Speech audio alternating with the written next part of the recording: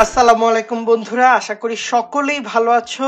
10 minute স্কুলের পক্ষ থেকে সকলকে স্বাগত জানাচ্ছি আমি সিমেন্স।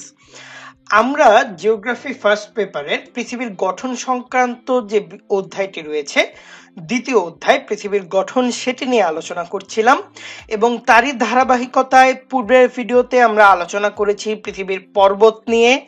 পর্বত সম্পর্কে অনেক ইন্টারেস্টিং সব তথ্য জেনেছি। এটি কিভাবে গঠিত হয়, কিভাবে গঠন করা হয় সেটি সম্পর্কে জেনেছি। তো আজকে আমরা আলোচনা করব মালভূমি নিয়ে। মালভূমি নিয়ে এই আলোচনায় আশা করছি তোমরা অনেক ইন্টারেস্টিং তথ্য পাবে, এটি কিভাবে গঠিত হয় সেটি জানতে পারবে এবং বন্ধুদের সাথে আলোচনা করে বিষয়গুলোকে আরো ক্লিয়ার করতে পারবে। তাহলে চলো 10 মিনিট স্কুলের সাথে আজকের যাত্রাটি শুরু হোক। পৃথিবীর ভূমিরূপকে এর আগের ভিডিওতেও আমরা দেখেছিলাম। মূলত আমরা তিনটি ভাগে ভাগ করি। প্রথমটি হচ্ছে পর্বত, দ্বিতীয়টি হচ্ছে মালভূমি, তৃতীয়টি হচ্ছে সমভূমি। তো এই পর্বত, মালভূমি, সমভূমিতে আমরা পর্বত সম্পর্কে পড়েছি। আজ আমরা পড়ব মালভূমি সম্পর্কে। মালভূমি আসলে কি? দেখা যায় সমভূমি হতে সুউচ্চ সুবিস্তৃত ভূমিকে আমরা মালভূমি বলে থাকি। যেমনটি তোমরা চিত্রে দেখতে পাচ্ছ, সমভূমি থেকে সুউচ্চ এবং সমতল একটি ভূমি, সেটিকে আমরা মালভূমি বলে থাকি। এটি পর্বত এবং সমভূমি থেকে অনেকটাই ভিন্ন। এটি পর্বতের মতো খুব উঁচু শৃঙ্গ বিশিষ্ট নয়, আবার সমতল ভূমির মতো একদম সমুদ্রপৃষ্ঠ থেকে সামান্য উঁচু এমনও নয়, বরং বলা যায় পর্বতের মতো উঁচু এবং উপরে সমতল ভূমির মতো। তাহলে চলো বন্ধুরা, মালভূমি সম্পর্কে আরো কিছু তথ্য জেনে নেওয়া যাক। মালভূমি, যাকে ইংরেজিতে বলা হয় প্ল্যাটু। প্ল্যাটু বানানটি কিন্তু তোমরা অনেকে ইংরেজিতে ভুল করে থাকো। PLATEAU, এটি হচ্ছে প্ল্যাটু। তো সমভূমি হতে সুউচ্চ সুবিস্তৃত ভূমিকে আমরা মালভূমি বলে থাকি। সাধারণত সমুদ্র তল থেকে 500 ফুট উঁচু কোনো ভূভাগ যার উপরি অংশ সমতল, এ ধরনের ভূমিকে মালভূমি হিসেবে বিবেচনা করা হয়। আমরা পর্বতের ক্ষেত্রে পড়েছিলাম সমভূমি হতে সুউচ্চ কমপক্ষে 2000 ফুট উঁচু যে উচ্চ ভূমি থাকে সেটিকে আমরা পর্বত বলে থাকি এবং তার নিচের গুলোকে আমরা পাহাড় বলে থাকি। মালভূমির ক্ষেত্রে হিসেবটি কিন্তু কিছুটা ভিন্ন। সাধারণত সমুদ্র সমতল থেকে 500 ফুট উঁচু যদি কোনো ভূভাগ আমরা দেখি এবং সেই ভূভাগের যে উপরি অংশ সমতল যদি থাকে, এই ধরনের ভূমিকে আমরা মালভূমি হিসেবে বিবেচনা করতে পারি। যেমন চিত্রে তোমরা দেখছো একটি সমতল ভূমি এবং উঁচু একটি মনে হচ্ছে ডাইনিং টেবিলের মতো, আমরা যেমন ডাইনিং টেবিল রাখি ঠিক তেমনই একটি ভূমিকে আমরা কিন্তু দেখতে পাচ্ছি, যেটি সমতল থেকে সুউচ্চ কিন্তু উপরটি কিন্তু তার সমতল, পাহাড়ের মতো এমন খাড়া ঢাল বিশিষ্ট নয়। তো এমন ভূমিকে আমরা মালভূমি হিসেবে উল্লেখ করছি। মালভূমি ভূ অভ্যন্তরস্থ বা ভূপৃষ্ঠস্থ যে কোনো প্রক্রিয়ায় আসলে সৃষ্টি হতে পারে। যেমন তিব্বতের মালভূমি, পামির মালভূমি, ভারতের দাক্ষিণাত্যের মালভূমি। এর মাঝে তিব্বতের যে মালভূমি রয়েছে সেটি হচ্ছে পৃথিবীর বৃহত্তম মালভূমি। আর পৃথিবীর ছাদের ন্যায় দেখতে বলে পামির মালভূমিকে পৃথিবীর ছাদ বলা হয়। খুবই ইম্পর্টেন্ট দুটি তথ্য। এইচএসসি, বিশ্ববিদ্যালয় ভর্তি পরীক্ষা কিংবা বিভিন্ন চাকুরির পরীক্ষায় কিন্তু এই তথ্য দুটো এসে থাকে। আবার অনেকে এই তথ্য দুটোকে আবার গোলমাল করে ফেলে, কোন মালভূমি বৃহত্তম আর কোন মালভূমিকে পৃথিবীর ছাদ বলা হয়। তাহলে দেখতে পাচ্ছি তিব্বতের মালভূমি পৃথিবীর বৃহত্তম মালভূমি এবং পামির মালভূমিকে আমরা পৃথিবীর ছাদ বলে থাকি। মালভূমি সৃষ্টির কারণ, এর প্রথম কারণটি আমরা দেখতে পারি ভূ আলোড়নজনিত কারণ, অর্থাৎ নানাবিধ কারণে ভূগর্ভে প্রবল আন্দোলনের ফলে বিভিন্ন ধরনের প্রভাবের ফলে পাহাড়, পর্বত প্রভৃতি কিন্তু সৃষ্টি হয়। অনেক সময় এগুলোর সাথে মধ্যবিত্ত কিন্তু অপেক্ষাকৃত নিম্ন স্থান সম্বলিত মালভূমি কিন্তু আমরা দেখতে পারি। আর দেখা যায় পৃথিবীর অধিকাংশ মালভূমি কিন্তু পর্বত বেষ্টিত, অর্থাৎ এর চারপাশে কিন্তু আমরা পর্বত দেখতে পারি, হয়তো মাঝে মালভূমি দেখতে পারি।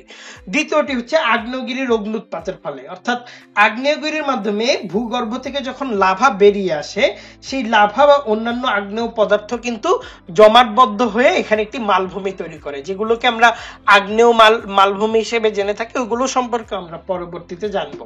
এর পরের একটি কারণ হলো লাভা সঞ্চয়ের কথা বললাম। লাভা সঞ্চয়ের ফলে, অর্থাৎ আগ্নেয়গিরির লাভা সঞ্চিত হয়ে অনেক সময় মালভূমির সৃষ্টি হয়।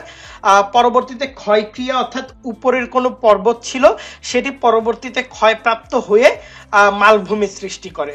অর্থাৎ একটি আমরা দেখতে পাচ্ছি ভূ আলোড়নজনিত কারণে, একটি দেখতে পাচ্ছি আগ্নেয়গিরির অগ্ন্যুৎপাতের কারণে মালভূমি সৃষ্টি হয়ে থাকে।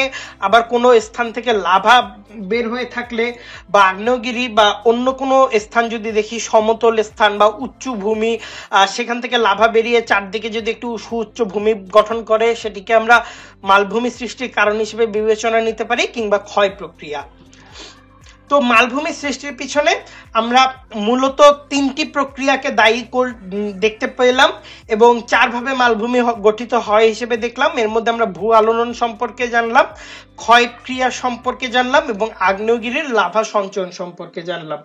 আশা করছি এই কিভাবে মালভূমি গঠিত হয় এই সংক্রান্ত যদি প্রশ্ন কেউ কখনো করে থাকে বা তোমাদের মনেও এসে থাকে, আশা করছি তোমরা কিন্তু খুব সফলতার সাথে উত্তরটি দিতে পারবে।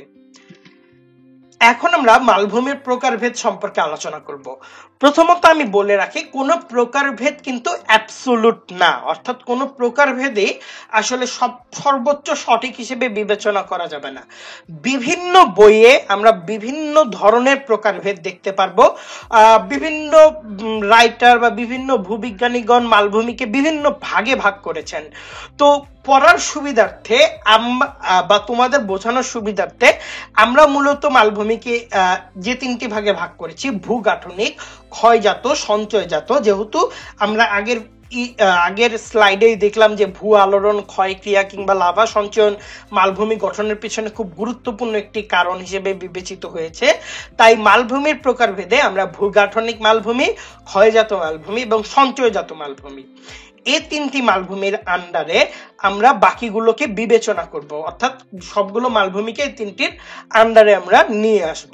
তো প্রথমে আমরা দেখি ভূগাঠনিক মালভূমি, অর্থাৎ ভূ আলোড়নের ফলে যে কোনো স্থান যদি উঁচু হয়ে যায়, উঁচু হয়ে মালভূমি অর্থাৎ সমুদ্রতল থেকে কমপক্ষে 500 ফুট উঁচু যদি হয় সে স্থান, এবং উপরটি যদি বন্ধুর প্রকৃতির বা রোলিং প্লেন থাকে, অর্থাৎ একটি সমতল ভূমি থাকে, সেটিকে আমরা মালভূমি হিসেবে বিবেচনা করতে পারি, যেটিকে আমরা ভূগাঠনিক মালভূমি বা টেকটনিক প্ল্যাটু হিসেবে জেনে থাকি। এই জাতীয় মালভূমি সাধারণত বিশাল আয়তনের হয়ে থাকে এবং যথেষ্ট ঐক্যবহুল এবং উচ্চতা সম্পন্ন হয়ে থাকে, অর্থাৎ এই মালভূমিগুলো অনেক উচ্চতা সম্পন্ন এবং বিশাল আয়তনের কিন্তু হয়ে থাকে। তো ভূগাঠনিক মালভূমির অন্যতম একটি মালভূমি হচ্ছে চ্যুতি বিশিষ্ট মালভূমি, অর্থাৎ বিস্তৃত কোনো এলাকার চ্যুতি বরাবর যদি অসমানভাবে উপরে উঠে গেলে যে ধরনের মালভূমি সৃষ্টি হয়, সেটিকে আমরা চ্যুতি বিশিষ্ট বা ফল্ট প্ল্যাটু বলে থাকি। আমরা আগের ভিডিওতে, অর্থাৎ পর্বতে আমরা ফল্ট ব্লক মাউন্টেন পড়েছিলাম। তোমরা যদি পর্বতের ভিডিওটি না দেখো অবশ্যই দেখে নিয়ে আসবে। তখন সেখানে পড়েছিলাম যে দেখা গেছে কোনো জায়গায় একটি ফল্ট তৈরি হয়েছে, সে ফল্টের মধ্যবর্তী স্থানটি হয়তো নিচে নেমে গিয়েছে, নিচে নামার ফলে এই যে উঁচু দুটি স্থানের তৈরি হলো, সেই উঁচু স্থানটিকে আমরা দেখা যায় অনেক সময় এটি পর্বত হিসেবে বিবেচনা করতে পারি, অনেক সময় এটি মালভূমি হিসেবে বিবেচনা করতে পারি। সাধারণত উচ্চতার পার্থক্যের কারণে এরকম হয়ে থাকে। তো বিস্তৃত কোনো এলাকা যদি চ্যুতি বরাবর অসমানভাবে উপরে উঠে যায়, সেটিকে কিন্তু আমরা মালভূমি হিসেবে বিবেচনা করতে পারি। যেমন চিত্রে দেখতে পাচ্ছ, ঠিক এই অংশটিকে আমরা মালভূমি হিসেবে কিন্তু বিবেচনা করতে পারছি। এরপর যেটি উদাহরণ হিসেবে আমরা যদি দেখি, তাহলে আমরা দেখব যে স্পেনের যে মেসেটা মালভূমি, এটি কিন্তু ফল্ট প্ল্যাটু কিংবা চ্যুতি বিশিষ্ট মালভূমির একটি বড় উদাহরণ। এরপর ভূগাঠনিক মালভূমি কিংবা হেলানো মালভূমি। ভূগাঠনিক মালভূমির আরেকটি ভাগ আমরা দেখব হেলানো মালভূমি, যেটিকে আমরা টিল্টেড প্ল্যাটু হিসেবে জেনে থাকছি। ভূ আলোড়ন ও উচ্চচাপের ফলে অনেক সময় একটি বিস্তীর্ণ সমতল এলাকা একদিকে হেলানো অবস্থায় উঁচু হয়ে পড়ে, সেটিকে আমরা হেলানো মালভূমি বা টিল্টেড মালভূমি বলে থাকছি। যেমন তোমরা চিত্রে দেখছো যে এই প্ল্যাটুটি বা এই মালভূমিটি হেলানো অবস্থায় রয়েছে, অর্থাৎ একটি ভাগ এই অংশটি উঁচু হয়ে রয়েছে এবং বিস্তীর্ণ সমতল একটি এরিয়া এটি, এবং একটি অংশ আসলে নিচে নেমে গিয়েছে। হয়তো দেখা গেছে এই অংশে ভূ আলোড়নের ফলে বা উচ্চচাপের ফলে এই অংশটি উঁচু হয়ে গিয়েছে, কিংবা তার আশেপাশের অঞ্চলটি নিচে নেমে গিয়েছে। তখন এটি যদি বিশাল এলাকা জুড়ে হয়ে থাকে তখন সেটিকে আমরা টিল্টেড প্ল্যাটু কিংবা হেলানো মালভূমি হিসেবে উল্লেখ করতে পারি। যেমন স্পেন ও পর্তুগাল দেশসমূহ নিয়ে গঠিত আইবেরিয়া যে উপদ্বীপ রয়েছে সেটিকে আমরা উপদ্বীপের মধ্যভাগের অবস্থিত মেসেটার কিন্তু এই ধরনের মালভূমির উদাহরণ। যেমন তোমরা ইউরোপের ম্যাপে এমন একটি জায়গা দেখতে পারবে, সে জায়গাটি দেখতে পারবে ঠিক আটলান্টিকের পাশে। সেই জায়গাটিতে আমরা দেখব আইবেরিয়ান যে উপদ্বীপ রয়েছে সেটির মধ্যভাগে অবস্থিত মেসেটা এই মালভূমির একটি উৎকৃষ্ট উদাহরণ। এরপর যদি আমরা দেখি ভূগাঠনিক মালভূমির আরেকটি উদাহরণ গ্রস্ত মালভূমি বা হর্স্ট প্ল্যাটু। এখানে ভূ আলোড়নের প্রভাবে ভূত্বক সৃষ্ট ফাটল বরাবর বিস্তীর্ণ এলাকা জুড়ে চ্যুতির ফলে ভূত্বকের অংশবিশেষ পার্শ্ববর্তী এলাকা থেকে বিচ্ছিন্ন হয়ে পড়ে। অর্থাৎ কোনো একটি চ্যুতির ফলে যদি এই অংশটি আমরা দেখি পার্শ্ববর্তী এলাকা থেকে বিচ্ছিন্ন হয়ে সম্পূর্ণ আলাদা একটি উঁচু অংশ গঠন করেছে, তখন কিন্তু এটিকে আমরা মালভূমি বলবো। অর্থাৎ একদিকে আমরা ফল্ট প্ল্যাটু দেখলাম, এখানে আমরা গ্রস্ত বা হর্স্ট প্ল্যাটু দেখবো, যেখানে ফাটল বরাবর বিস্তীর্ণ এলাকা ভূত্বকের অংশ বিশেষ পার্শ্ববর্তী এলাকা থেকে সম্পূর্ণ বিচ্ছিন্ন হয়ে একটি গ্রস্ত মালভূমি রূপান্তর করে। যেমন জার্মানির হার্চ কিংবা ফ্রান্সের মধ্য মালভূমি কিন্তু এর একটি বড় উদাহরণ। এই উদাহরণগুলো কিন্তু তোমরা খুব গুরুত্ব সহকারে পড়বে, কেননা উদাহরণগুলোতে আমরা দেখেছি বিভিন্ন বোর্ড পরীক্ষায়। আগের ভিডিওতে আমরা একটি প্রশ্ন দেখেছিলাম যে বোর্ড পরীক্ষায় এসেছে এটি কোন দেশে অবস্থিত বা এটি কোন ধরনের পর্বত বা পর্বতমালা, এটি কোন ধরনের মালভূমি। তাই উদাহরণগুলো কিন্তু খুব সাবধানে খাতায় নোট করে রাখবে, পারলে একটু অন্য কালি দিয়ে নোট করবে, কিংবা তোমরা কিন্তু স্টিকি পেপার কিনে কিংবা ছোট ছোট কাগজে টুকরো করে ধরো গ্রস্ত মালভূমির উদাহরণ এই, কিংবা ফল্ট প্ল্যাটুর উদাহরণ এই, টিল্টেড যে মালভূমি সেটির উদাহরণ এগুলো তোমরা কিন্তু এমন করে তোমাদের পড়ার টেবিলের সামনে কিংবা দেয়ালে টাঙিয়ে রাখতে পারো। এতে কিন্তু তোমাদের যখন বারবার এটি চোখে পড়বে তখন কিন্তু তোমরা বুঝতে পারবে যে এটি বারবার মনে থাকবে। এভাবে কিন্তু প্রতিদিন আমরা যদি একটি বিষয় দেখি তাহলে সেটা কিন্তু আমাদের অধিক মনে থাকে। তাই যেহেতু এই উদাহরণগুলো মনে রাখা অনেক কঠিন, তোমরা কিন্তু এই উপায়টি অবলম্বন করতে পারো। এরপর আমরা ক্ষয়জাত মালভূমি নিয়ে আলাপ করব। ক্ষয়জাত মালভূমি কি? এই ধরনের মালভূমি সাধারণত পুরাতন উঁচু ভূভাগ থেকে ক্ষয়প্রাপ্ত হয়ে সৃষ্টি হয়, যেগুলোকে আমরা রেসিডুয়াল মালভূমি হিসেবে জেনে থাকি। দেখা যায় বিভিন্ন ধরনের প্রাকৃতিক শক্তি রয়েছে, বায়ু, তুষার, হিমবাহ ইত্যাদি, এগুলো কিন্তু ক্ষয়প্রাপ্ত করে। দেখা যায় যেখানে ক্ষয়কাজ বেশি সেখানে হয়তো বন্ধুরতা বেশি দেখা যায়, আবার দেখা যায় যেখানে ক্ষয়কাজ কম সেখানে বন্ধুরতা হয়তো কিছুটা কম দেখা যায়। এ ধরনের ভূমিরূপের মধ্যে কিন্তু বিভিন্ন ধরনের মালভূমি আমরা কিন্তু দেখতে পারি। অর্থাৎ শিলার ক্ষয় প্রকৃতি এবং বন্ধুরতা কিন্তু এই মালভূমিগুলোকে নিয়ন্ত্রণ করতে পারে, এবং বিভিন্ন প্রাকৃতিক শক্তি যেটি আমরা বলছিলাম বায়ু, তুষার, হিমবাহ ইত্যাদি দ্বারা কিন্তু এই উঁচু ভূভাগগুলো ক্ষয়প্রাপ্ত হয়ে মালভূমির আকার ধারণ করে। তো আমরা যদি এখানে দেখি, ধরো ফিজাল্ট মাউন্টেন, এটি একটি ভালো উদাহরণ। অর্থাৎ ফিজাল্ট মালভূমি, দুঃখিত, ফিজাল্ট মালভূমি, ফিজাল্ট প্ল্যাটু কিন্তু একটি ভালো উদাহরণ। যেমন ধরো এখানে আমরা যদি দেখি যে রৌদ্র, কিংবা যদি দেখি বৃষ্টি, কিংবা যদি দেখি তুষারপাত বা হিমবাহ, কিংবা যদি দেখি বাতাস, এগুলো দেখা যায় পৃথিবীর প্রাচীন কোনো ভঙ্গিল পর্বতমালা কিংবা কোনো পর্বত বা পাহাড়কে ইত্যাদি যে প্রাকৃতিক শক্তিগুলো রয়েছে, এই যে তোমরা দেখছো রৌদ্র, বায়ু, বৃষ্টিপাত, হিমবাহ, এইগুলো দেখা যায় এই প্রাকৃতিক শক্তিগুলো ওই উচ্চ পর্বতমালাটিকে বা উচ্চ অংশটিকে ধীরে ধীরে ক্ষয়প্রাপ্ত করতে থাকে। এটি যখন আস্তে আস্তে ক্ষয়প্রাপ্ত হয় তখন দেখা যায় সেটা একটি মালভূমির আকার ধারণ করে। অর্থাৎ এই জিনিসগুলো, এই যে প্রাকৃতিক শক্তিগুলো, এই প্রাকৃতিক শক্তিগুলো আস্তে আস্তে একটি উঁচু পর্বতমালা কিংবা পৃথিবীর প্রাচীন পর্বতমালা এগুলোকে আস্তে আস্তে ক্ষয়প্রাপ্ত করে কিন্তু এই ধরনের ফিজেল্ট মাউন্টেনে ফিজেল্ট প্ল্যাটুতে রূপান্তর করতে পারে। তো আমরা দেখতে পেলাম ফিজেল্ট প্ল্যাটু কিংবা ফিজেল্ট মালভূমি আসলে কিভাবে গঠিত হয়। তো পৃথিবীর প্রাচীন ভঙ্গিল পর্বতমালাগুলোতে আমরা দেখি সাধারণত রৌদ্র বা বায়ু বা বৃষ্টিপাত ইত্যাদি প্রাকৃতিক শক্তির প্রভাবে কিন্তু ক্ষয়প্রাপ্ত হয়ে মালভূমিতে পরিণত হয়। এবং ইউরোপের স্ক্যান্ডিভিয়ার প্রাচীন ক্যালিডোনিয়ান যে পর্বত শ্রেণী বহু বছর যাবৎ ক্ষয়প্রাপ্ত হয়ে ফিজেল্ট মালভূমিতে কিন্তু পরিণত হয়েছে। অর্থাৎ এই ক্ষয়ীভবন কিংবা নগ্নীভবনের ফলে কিন্তু এই কোমল শিলাগুলো অপসারিত হওয়ায় এসব মালভূমি কঠিন শিলা দ্বারা গঠিত পাহাড়ের চূড়াগুলো প্রায় দেখা গেছে ওগুলো একই উচ্চতায় রয়েছে, কিন্তু সেটির একটি চিহ্ন অর্থাৎ এখানে কিন্তু থেকে যায়। এছাড়া আমরা যেখানে দেখি যে অ্যাপোলোশিয়ানের অ্যালিগেনি কিংবা কাম্বারল্যান্ড মালভূমি বা মধ্য রাইনের উচ্চভূমি কিংবা আর্ডেনিস প্রভৃতি কিন্তু এরূপে গঠিত হয়েছে, বা এ ধরনের ফিজেল্ট মালভূমি যে ধরনের ক্ষয় প্রক্রিয়া অনুসরণ করে মালভূমিটি তৈরি করে সেভাবে কিন্তু গঠিত হয়েছে। আশা করি ফিজেল্ট মালভূমি বা ক্ষয়জাত মালভূমির প্রাথমিক ধারণা তোমাদের সামনে খুব স্পষ্টভাবে এসেছে। এরপর যদি আমরা দেখি ব্যবচ্ছিদ প্লাটু, দেখো এখানে তোমরা যদি চিত্রটি দেখো প্রতিটিকে মনে হবে আলাদা, অর্থাৎ ডিসেক্টেড অবস্থায় রয়েছে। ব্যবচ্ছিদ মালভূমিতে আমরা দেখি, ডিসেক্টেড প্লাটুতে সবগুলোতে আমরা দেখি আলাদা আলাদা অবস্থায় মনে হচ্ছে।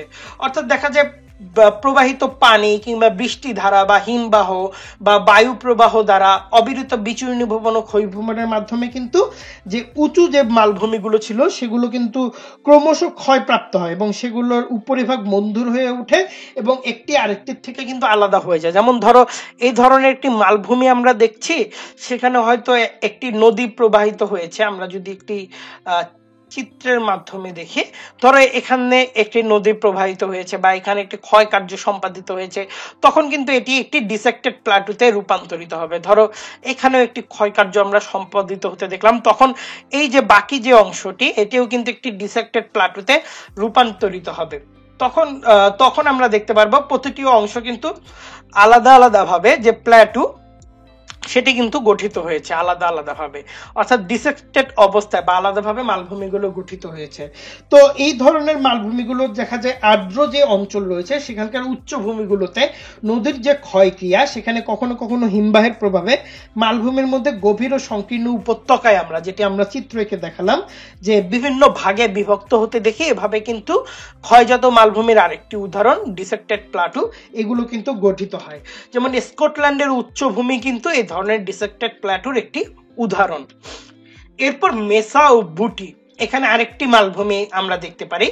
শুষ্ক দেশগুলোতে দেখা যায় বায়ুর উলম্ব কর্ষণ কিংবা যেটিকে ইংরেজিতে কোরেশন বা বায়ুর ঘর্ষণের ফলে বা অ্যাব্রেশনের ফলে মালভূমি ব্যবচ্ছিদিত হয়ে, অর্থাৎ এই যে মালভূমিটা আমরা কিছুক্ষণ আগে আঁকলাম, দেখা যায় এই ধরনের মালভূমিটি ব্যবচ্ছিদ হয়ে, ধরো এই অংশটি ব্যবচ্ছিদ হয়ে তাহলে কি হবে, ধরো এরকম একটি অংশ, চিকন অংশ বা তার চেয়ে একটু বড় অংশ তৈরি করবে। যেমন দেখো এখানে ব্যবচ্ছিদ হয়ে এই একটি অংশ তৈরি হয়েছে, এখানে একটি অংশ তৈরি হয়েছে।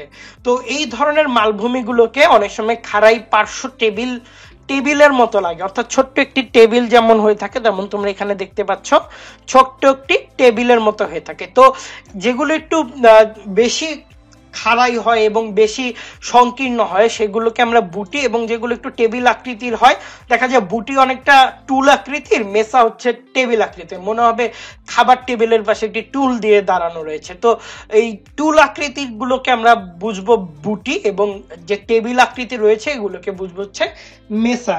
তো বুটি এবং মেসা কিন্তু শুষ্ক প্রায় অঞ্চলগুলোতে প্রায় এই ধরনের মালভূমিগুলো কিন্তু দেখা যায়। যেমন যুক্তরাষ্ট্রের দক্ষিণ পশ্চিমাংশের এলাকাগুলোতে কিন্তু এই ধরনের মালভূমি আমরা দেখতে পারি।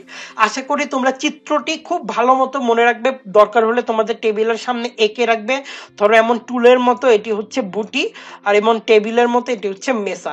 মেসা কিন্তু টেবিলের মতো হলেও মালভূমির মতো অত বৃহৎ হয় না, বরং মূল মালভূমি থেকে ব্যবচ্ছিদিত অংশ হিসেবে এটি কিন্তু কাজ করে। দেখা যায় নদীর ক্ষয় কার্য নিয়ে কাজ করে।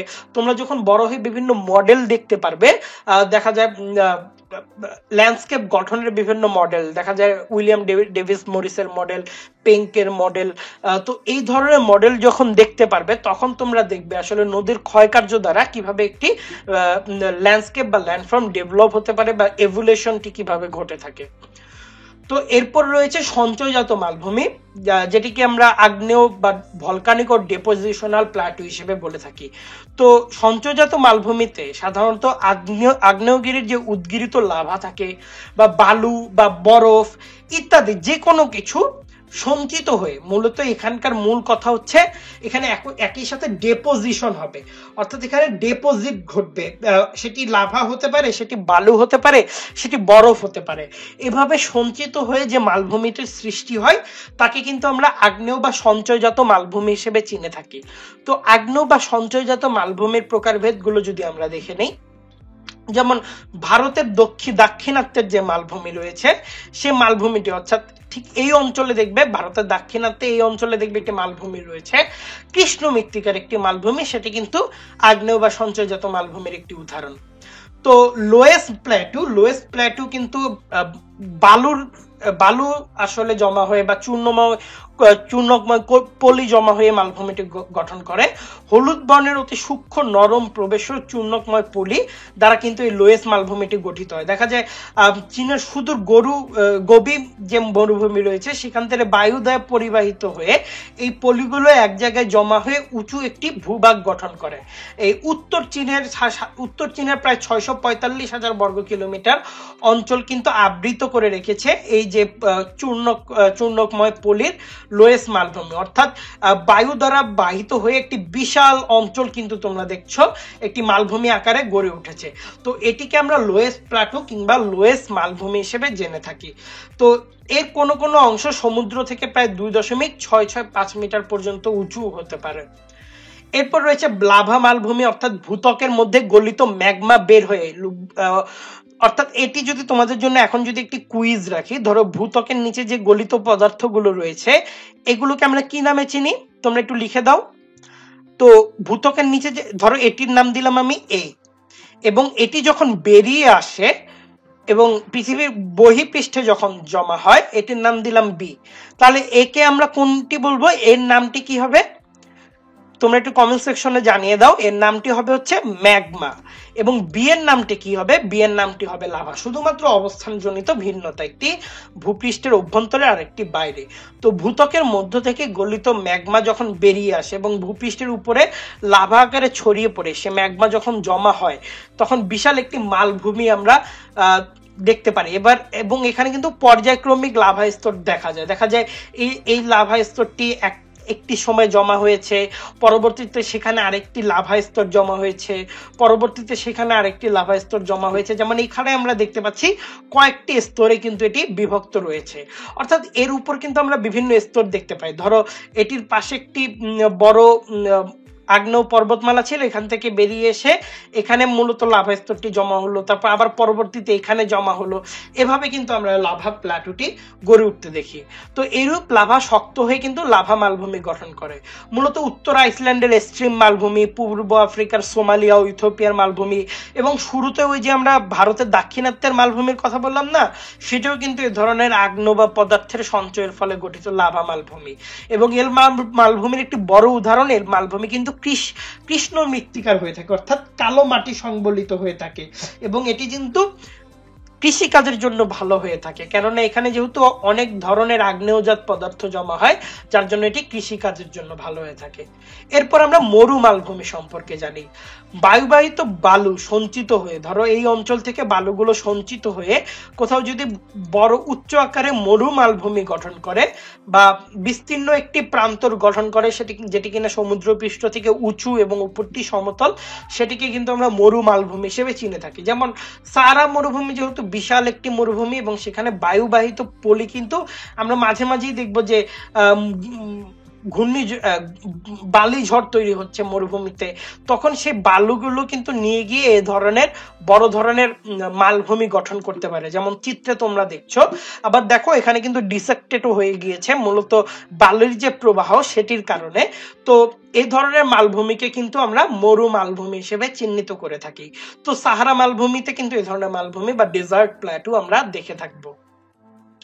এরপর রয়েছে তুষার মালভূমি, অর্থাৎ উচ্চ অক্ষাংশে, অর্থাৎ পৃথিবী যদি এমন হয় এটি তো 0 ডিগ্রি অক্ষাংশ, অর্থাৎ 90 ডিগ্রি যে নর্থ এবং 90 ডিগ্রি যে সাউথ, এগুলোকে আমরা উচ্চ অক্ষাংশ হিসেবে জেনে থাকি। এই উচ্চ অক্ষাংশগুলোতে কিন্তু আমরা দেখতে পারি অবরিত তুষারপাত হতে থাকে এবং তুষার কোনো একটি অঞ্চলে তুষার সঞ্চিত হয়ে কিন্তু এই ধরনের মালভূমি গঠন করতে পারে। তো এই মালভূমির উপরিভাগ প্রায় সমতল হয়, কেননা তুষার, এটি যেহেতু সঞ্চয়জাত মালভূমি, দেখা যায় তুষার পড়ে পড়ে কোন একটি ভূভাগকে গড়ে তুলেছে মালভূমি হিসেবে, যার ফলে উপরিভাগটি প্রায় সমতল হয়। গ্রিনল্যান্ড এবং অ্যান্টার্কটিকার অঞ্চলে যেহেতু প্রচুর তুষারপাত হয়ে থাকে, সেখানে কিন্তু আমরা আইস প্ল্যাটু কিংবা তুষার মালভূমি দেখে থাকি। তাহলে গ্রিনল্যান্ড এবং অ্যান্টার্কটিকায় আমরা কোন ধরনের মালভূমি দেখে থাকি, প্রশ্ন আসলে উত্তর দেব আইস প্ল্যাটু কিংবা তুষার মালভূমি। এরপর আমরা আরো 3 ধরনের মালভূমি নিয়ে কথা বলবো। সে মালভূমিগুলো তোমরা একটু দেখবে অবস্থানগত দিক দিয়ে এগুলো পার্থক্যটি কেমন হয়। যেমন পর্বত মধ্যবর্তী মালভূমি, তোমরা নামে হয়তো দেখছো, অর্থাৎ পর্বতের মাঝে মালভূমিটি থাকবে, পর্বতের মাঝে থাকবে, অর্থাৎ এই যে মাঝখানের যে অংশে, এখানে আমরা দেখতে পারবো সুউচ্চ একটি ভূভাগ যেটি কিনা উপরে সমতল, এমন একটি অঞ্চলে পর্বত মধ্যবর্তী মালভূমি আমরা দেখতে পারবো। যেমন এই অঞ্চলে তোমরা দেখছো এই পাশে একটি মাউন্টেন রেঞ্জ, এই পাশে একটি মাউন্টেন রেঞ্জ, এবং মাঝখানে আমরা দেখতে পাচ্ছি ইন্টার মাউন্টেন যে প্লাটু, সেটি কিন্তু আমরা দেখতে পাচ্ছি, যেটিকে পর্বত মধ্যবর্তী মালভূমি বলছি। পাত সঞ্চালন ও ভূ আলোড়নের সময় কখনো কখনো ভূপৃষ্ঠে ভঙ্গিল পর্বত শ্রেণী এদের মধ্যবর্তী, অর্থাৎ যে ভঙ্গিল পর্বত শ্রেণী যখন গঠিত হয় তখন মধ্যবর্তী অপেক্ষাকৃত যে উচ্চ অংশটি থাকে সেটিকে আমরা মূলত পর্বত মধ্যবর্তী মালভূমি হিসেবে জেনে থাকি। তো পর্বত মধ্যবর্তী মালভূমির একটি ভালো উদাহরণ হচ্ছে তিব্বত মালভূমি, যেটি কিনা হিমালয় মাঝে অবস্থিত, অর্থাৎ হিমালয় যেহেতু ভঙ্গিল পর্বতমালা, এর মাঝে তিব্বত মালভূমি পর্বত মধ্যবর্তী মালভূমির একটি উদাহরণ, অর্থাৎ এর ইংরেজি ইন্টারমাউন্টেন মাউন্টেন প্ল্যাটু। তার মানে আমরা কিন্তু হিমালয়ের মাঝে এই ধরনের পর্বতমালা কিন্তু দেখতে পারি, এবং এটি পৃথিবীর বৃহত্তম ও উচ্চতম পর্বতমালা। এরপর আমরা দেখতে পারি বন্ধুরা, এরপর আমরা দেখতে পারি এই যে এই চিত্রটি যদি আমরা দেখি, তাহলে আমাদের এখানে একটি দেখতে পারবো যে ইরানের একটি চিত্র রয়েছে, তোমরা এখানে দেখতে পাচ্ছ। আমি যদি অন্য একটি রং নেই, যে ইরান, এবং এখানে দেখো আলবুর্জ মাউন্টেন রেঞ্জ এবং এখানে জার্গোস মাউন্টেন রেঞ্জ, এবং এর মধ্যবর্তী যে মালভূমি, এখানে একটি মধ্যবর্তী মালভূমি গড়ে উঠেছে যেটি এশিয়ার ইরান মালভূমি নামে পরিচিত। এছাড়া আমরা এশিয়ার আলতিনতাক এবং তিয়েনশেন পর্বতমালার মধ্যে তারিম মালভূমি দেখতে পারি, এবং কিছুক্ষণ আগে যে উত্তরে কুনুলুন এবং দক্ষিণে হিমালয়ের মধ্যবর্তী যে অঞ্চল জুড়ে যে মালভূমি রয়েছে সেটিকেও আমরা কিন্তু ইন্টারমাউন্টেন প্ল্যাটো হিসেবে উল্লেখ করতে পারি। তবে চিত্রেও তোমরা দেখতে পাচ্ছ যে ইরান মালভূমি কিন্তু একটি গুরুত্বপূর্ণ উদাহরণ, যেখানে আলবুর্জ এবং জার্গোস মাউন্টেন রেঞ্জের মধ্যবর্তী অংশে এই ইন্টারমাউন্টেন প্ল্যাটো বা পর্বত মধ্যবর্তী মালভূমিটি গড়ে উঠেছে। এরপর আমরা পাদদেশীয় মালভূমি নিয়ে কথা বলবো, অর্থাৎ এই যে আমরা তো আগের বার দেখেছি দুটি পর্বতের মাঝখানে, এবার আমরা দেখব পর্বতের পাদদেশে এক ধরনের মালভূমি তৈরি হয়, অর্থাৎ বৃষ্টি, নদী বা হিমবাহ বা প্রভৃতি প্রাকৃতিক শক্তির প্রভাবে পর্বত থেকে যে ক্ষয়ীভূত পদার্থগুলো নিচে নেমে আসে, সেগুলো নিচে নামতে নামতে এক ধরনের পরবর্তীতে এখানে সঞ্চিত হয়ে এক ধরনের মালভূমি গঠিত হয়। এটিও কিন্তু একটি সঞ্চয়জাত মালভূমি, এবং আমরা যে আগের বার পর্বত মধ্যবর্তী মালভূমি বললাম, ওটিকে কিন্তু টেকটনিক প্ল্যাটো হিসেবেও আমরা চিহ্নিত করতে পারি। তো উত্তর আমেরিকার কলোরাডো, দক্ষিণ আমেরিকার প্যাটাগোনিয়া মালভূমি পাদদেশীয় মালভূমির কিন্তু একটি বড় উদাহরণ। পাদদেশ যেমন আমরা এখানে দেখতে পাচ্ছি, এই অংশটিতে রয়েছে পাহাড় এবং এই অংশটিতে একটি পাদদেশ গড়ে উঠেছে এবং এখান থেকে ক্ষয়ীভূত পদার্থ নর্থ ক্যারোলিনায় এখানে জমা হয়ে এখানে একটি মালভূমি গঠন করেছে এবং একপাশে আমরা সমুদ্র দেখতে পাচ্ছি, অর্থাৎ মাউন্টেন এবং সমুদ্রের মাঝখানে পিটমন্ট প্ল্যাটু, যেটি আমরা পাদদেশ হিসেবে চিনে থাকি বা পাদদেশের ইংরেজি পিটমন্ট প্ল্যাটু, আমরা কিন্তু পাদদেশীয় মালভূমি দেখতে পারি এই অঞ্চলে। অর্থাৎ বৃষ্টি, নদী, হিমবাহ প্রভৃতি শক্তির প্রভাবে এই পর্বতের থেকে বিভিন্ন অংশ ক্ষয়ীভূত হয়ে এই অঞ্চলে জমা হয়ে কিন্তু পিটমন্ট প্ল্যাটু গঠন করে। এরপর আমরা মহাদেশীয় মালভূমি বা কন্টিনেন্টাল প্ল্যাটুর উদাহরণ যদি দেখি, তোমরা দেখতে পারবে এই ধরনের মালভূমি সাধারণত সাগর বা নিম্নভূমি দিয়ে থাকে। দেখা গেছে দুই পাশে সাগর রয়েছে, কিংবা এক পাশে সাগর কিংবা আরেক পাশে নিম্নভূমি, বা দুই পাশে সাগর রয়েছে, এই ধরনের মালভূমি কিন্তু আমরা দেখতে পারি। যেমন স্পেন কিংবা অস্ট্রেলিয়া কিংবা আরব, ভারতীয় উপদ্বীপ কিংবা গ্রিনল্যান্ড, অ্যান্টার্কটিকা, আমরা বড় বড় যে সকল দ্বীপ দেখি এগুলো কিন্তু কন্টিনেন্টাল যে প্ল্যাটু, এই কন্টিনেন্টাল প্ল্যাটুর একটি ভালো উদাহরণ। এগুলোকে আমরা মহাদেশীয় প্ল্যাটু নামে কিন্তু চিহ্নিত করতে পারি। তো বন্ধুরা, আমরা মালভূমি সম্পর্কে জানলাম এবং বিভিন্ন প্রকার মালভূমি সম্পর্কে দেখলাম। আমরা প্রথমত ভূগাঠনিক মালভূমি নিয়ে আলোচনা করেছি, যেখানে চ্যুতি বিশিষ্ট, গ্রস্ত বা হেলানো মালভূমি দেখেছি। এরপর আমরা ক্ষয়জাত মালভূমি নিয়ে আলোচনা করেছি, যেখানে ফিজেলড বা ডিসেক্টেড বা ব্যবচ্ছেদিত কিংবা মেসাবুটি মালভূমি দেখেছি। এরপর আমরা আগ্নেয় বা সঞ্চয়জাত মালভূমি নিয়ে কথা বলেছি, যেখানে লোয়েস মালভূমি, লাভা মালভূমি, মরু মালভূমি, তুষার মালভূমি দেখেছি। এরপর অবস্থানগত দিক দিয়েও আমরা পর্বত মধ্যবর্তী বা পাদদেশীয় কিংবা মহাদেশীয় মালভূমি জেনেছি। এখন এই মানব জীবনে মালভূমির প্রভাবটি কেমন সে সম্পর্কে জানবো। পৃথিবীর বিভিন্ন শ্রেণীর মালভূমি কিন্তু ভূপ্রকৃতির জলবায়ুর বিভিন্ন প্রকারের হওয়ায় সেখানকার অর্থনৈতিক উন্নতির মধ্যেও কিন্তু যথেষ্ট ভিন্নতা লক্ষ্য করতে পারি আমরা। অর্থাৎ মালভূমি কিন্তু একটি দেশের অর্থনৈতিক উন্নতির মধ্যে কিন্তু বিভিন্ন ধরনের গুরুত্বপূর্ণ প্রভাব রাখতে পারে। কিছু কিছু মালভূমির জলবায়ু মরুভূমির মতো হয়ে থাকে। দেখা গেছে যেমন ইরান যে মালভূমির কথা বললাম বা আরব উপদ্বীপের যে মালভূমির কথা বললাম, এই সকল মালভূমির জলবায়ু কিন্তু দেখা গেছে তাদের অবস্থানগত দিক দিয়ে মরুভূমির মতো। এরপর আমরা মালভূমি অঞ্চলের জলবায়ু সমভূমির জলবায়ু অপেক্ষা অধিক শীতল হয়, কেননা ভূপৃষ্ঠ থেকে যত উপরের দিকে যাবে, দেখা গেছে 1000 মিটার উপরে উঠলে 6.4 ডিগ্রি সেলসিয়াস হারে তাপমাত্রা কমে, 6.4 ডিগ্রি সেলসিয়াস হারে তাপমাত্রা কমে। তো মালভূমি যেহেতু কিছুটা উপরে বিদ্যমান, উঁচু অবস্থান, দেখা যায় সমভূমির অপেক্ষা কিন্তু এই স্থানটি অধিক শীতল হয়ে থাকে। তো পর্বত বেষ্টিত মালভূমিগুলো অধিকাংশ প্রায় বৃষ্টিহীন এবং শুষ্ক, সেখানে অর্থনৈতিক ক্রিয়াকলাপ চলে না, কেননা পর্বত মধ্যবর্তী মালভূমিগুলোতে দেখা যায় দুই পাশ থেকে মেঘ এই অঞ্চলে এসে বৃষ্টি প্রবাহ সৃষ্টি করতে পারে না, যার ফলে এই অঞ্চলে শুষ্ক থেকে যায়, কোনো ধরনের কৃষি জমি কিংবা গাছপালা গড়ার জন্য ভালো পরিবেশ তৈরি হয় না। আর যেসব মালভূমিতে আমরা অল্প স্বল্প বৃষ্টিপাত দেখতে পাই, সেসব মালভূমিতে কিন্তু আমরা ছোট ছোট তৃণভূমি অঞ্চল দেখতে পাই, যেখানে মেষ চারণ কিন্তু খুব ভালো হয়ে থাকে। এবং পৃথিবীর অনেক মালভূমি রয়েছে যেগুলো খনিজ সম্পদে সমৃদ্ধ, বিশেষ করে লাভা মালভূমির যে অঞ্চলগুলো রয়েছে সেগুলো কিন্তু খনিজ সম্পদে খুবই সমৃদ্ধ। তো বন্ধুরা, আমরা একদম শেষ পর্যায়ে এসে গিয়েছি। আশা করছি মালভূমি সম্পর্কে তোমরা বিস্তারিত জেনেছো, কোনটি কোন ধরনের মালভূমি সে সম্পর্কে তোমরা নোট ডাউন করেছো, এবং অবশ্যই তোমরা এই ধরনের একটি পেপার কাট করে কিংবা স্টিকি পেপার দিয়ে কোন মালভূমির কোনটি কোনটি উদাহরণ তোমাদের পড়ার টেবিলের সামনে লাগিয়ে রাখবে। যখনই এটি বারবার দেখবে লাগানো অবস্থায় রয়েছে, তখন কিন্তু তোমাদের মনে পড়বে, যে বারবার দেখলে একটি জিনিস মনে থাকবে। তো আমরা এখানে একটি চিত্র দিয়েছি, তোমাদের বলতে হবে এই চিত্রটি আসলে কোন ধরনের মালভূমিকে চিত্রায়িত করছে বা কোন ধরনের মালভূমির প্রতিনিধিত্ব করছে। এই যে দূরেও একটি দেখতে পাচ্ছ এখানেও, এবং বলে দেই এই মালভূমিটি কিন্তু অনেকটা টুলের মতো। তোমরা যদি দেখো এই মালভূমিটি কিন্তু অনেকটা টুলের মতো। তো তোমাদের জন্য কমেন্ট সেকশনে জানিয়ে দাও তোমাদের উত্তরটি। 5, 4, 3, 2, 1। তাহলে এই মালভূমিটি হচ্ছে বুটি মালভূমি। তো কোন ধরনের মালভূমি আমরা এখানে দেখতে পাচ্ছি? বুটি মালভূমি। মেসা মালভূমি হলে আরেকটু লম্বা হতো এবং আকৃতির অনেকটি টেবিলের মতো হতো। লোয়েস মালভূমি সাধারণত হলুদ মৃত্তিকার বা বালু দ্বারা গঠিত হয়ে থাকে। আগ্নেয় মালভূমিতে আমরা সাধারণত কালো মৃত্তিকার আমরা দেখতে পারি, আগ্নেয়জাত পদার্থ ডেপোজিশনের ফলে হয়ে থাকে। তার জন্য মেসা হচ্ছে না, লোয়েস হচ্ছে না, আগ্নেয় হচ্ছে না, এবং এটি যেহেতু টুলের মতো দেখতে, তাই এটিকে আমরা বুটি মালভূমি হিসেবে উল্লেখ করতে পারি। তো বন্ধুরা, আজ এ পর্যন্ত। পরবর্তী ভিডিওতে আমরা সমভূমি নিয়ে কথা বলবো, পর্বত নিয়ে কথা বললাম, মালভূমি নিয়ে কথা বললাম, সমভূমি বা বাদ থাকবে কেন, সে ভিডিওটি দেখার জন্য তোমাদের রইল আমন্ত্রণ।